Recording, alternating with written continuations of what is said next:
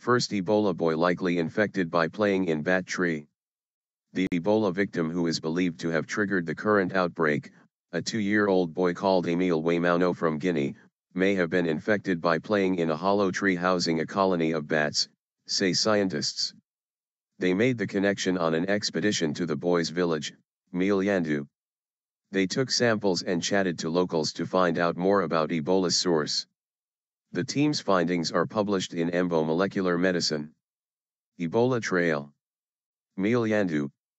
Meliandou is a small village surrounded by farmland and large trees.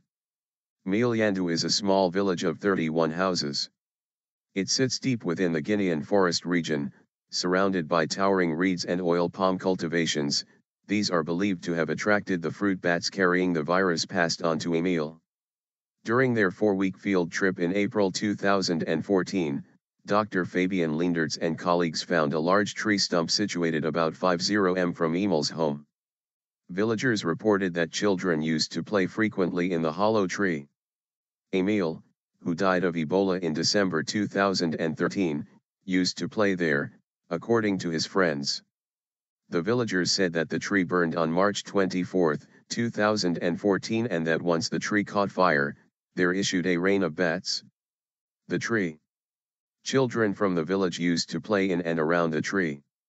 A large number of these insectivorous free-tailed bats, Mops condylurus in Latin, were collected by the villagers for food, but disposed of the next day after a government-led ban on bushmeat consumption was announced.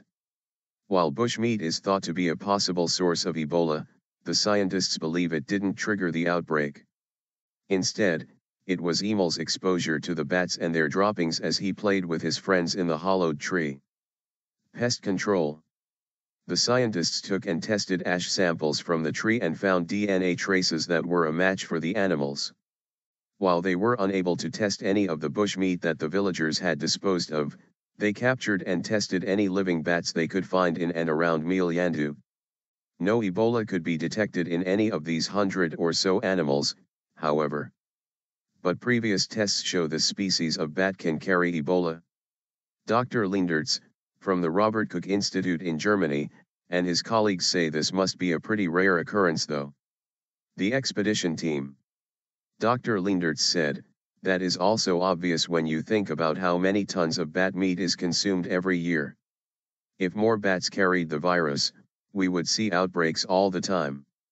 He says it is vital to find out more about the bats.